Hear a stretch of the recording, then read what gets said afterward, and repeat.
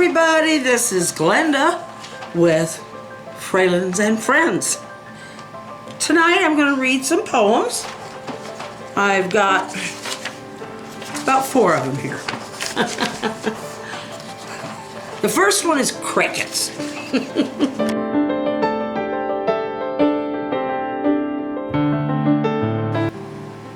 To those who don't listen, as the crickets sing their song in the evening. When I go outside, away from all the noise of television, I'll hear their rising notes unscripted. I don't know anyone able to capture their sound naturally on any kind of instrument. Well, Buddy Holly recorded one with his band in his garage when a cricket in the corner blended in. Try sometimes to go out your door in the evening. Listen as the night falls.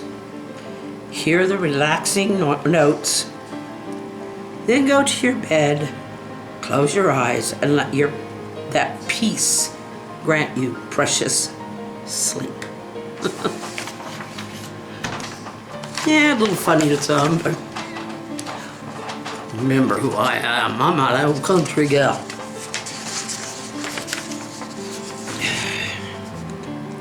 Enchanted Valley.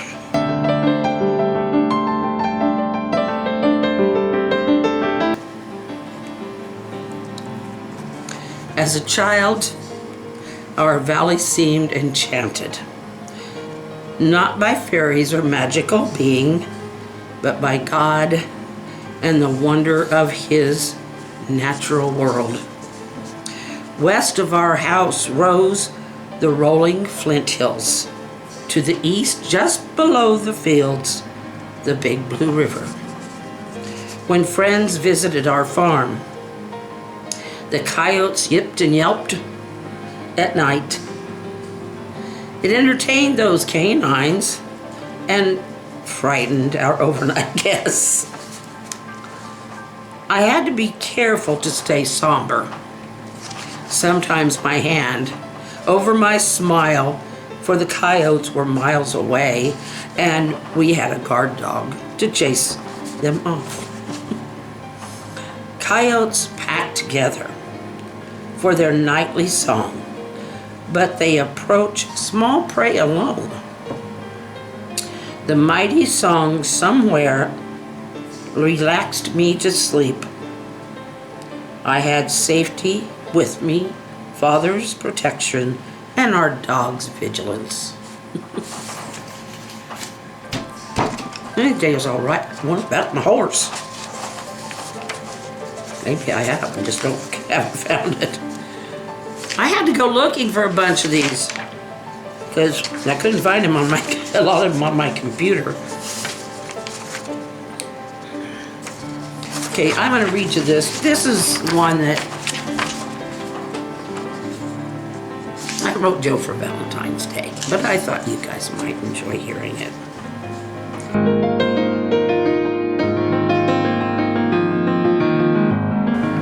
My darling Joe, you know now how I prayed for you. God answered and sent me the perfect match. My darling Joe. The amazing love between you and me.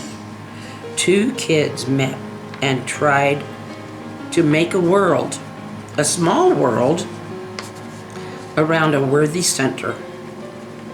You didn't always understand. Face it, neither did I. Over years of learning about one another, we found God in the middle. Small changes happen every day, and never a day without love.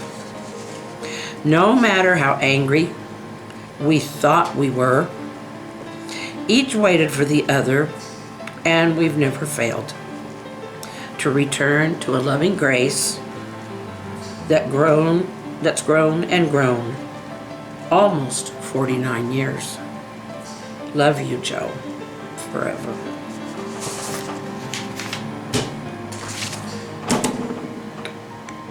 That's true. That poem's very true. I did a lot of praying. Friends were trying to hook me up with singles that they knew, but most of them were kind of on the short side of the law.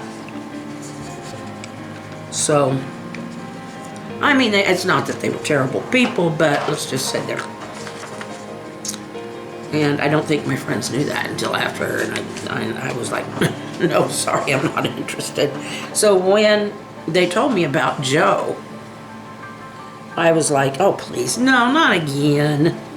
They said, well, he's Dave's brother, because I knew his brother and his wife. I said, well, okay, what's he like? Well, he's been chubby, and he's a little younger than you. And immediately my mind went back to my very first date. My friend was dating his brother. He wasn't a bad-looking guy. So she hooked me up for the homecoming dance with my date's brother, the younger one. He gets there. He's 13 to my 15. And he is quite chubby. He didn't really, I don't know. We danced, but I don't know how well. It's been a long time ago. But anyway, he's a very nice guy. Don't get me wrong. But, 15, no way. But, yeah. So that's what went through my mind as far as a blind date when they mentioned Joe and that he had been. Well, so I said, well, okay, let's just have a good gathering at my house, bring him along, and we'll see what happens. And he came in the door with his brother. He had hair down to about here, but it was curled like, it was like a rolling curl on the end. Cute. And he was thin. He was thin. Probably about 165 or so. So that was a mistake on their part. He was only a year younger.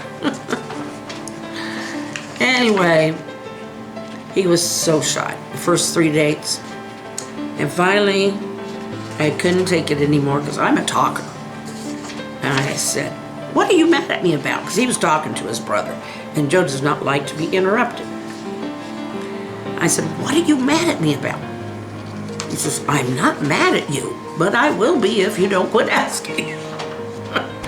So I ran in his brother and sister-in-law's kitchen and started bawling over, it wasn't really that much of a reprimand.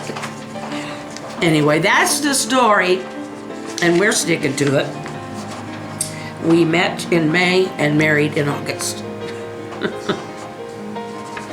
Yes, whirlwind, but look at what's come of it.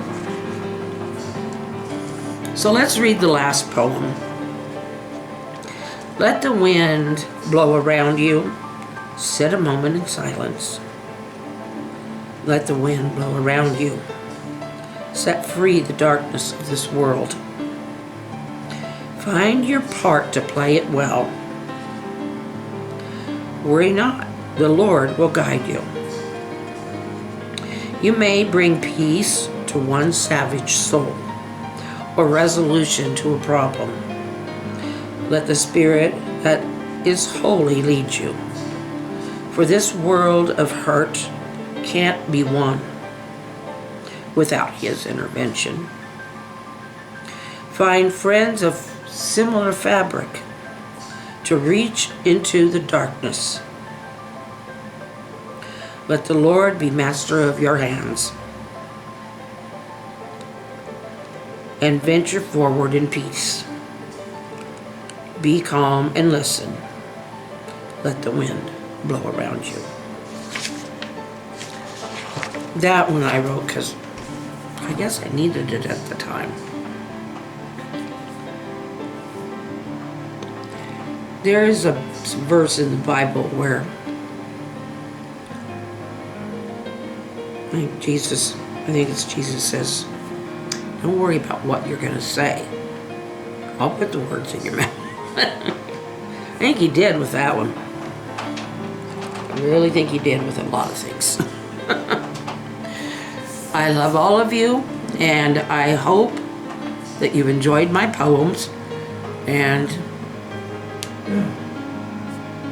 maybe sometime I'll read a little excerpt from one of my books, but I don't want to read a whole book. So, but remember, Fralin, folkart.shop.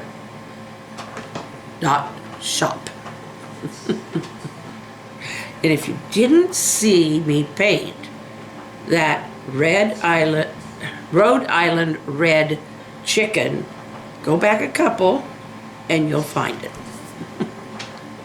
Love you all. Good night.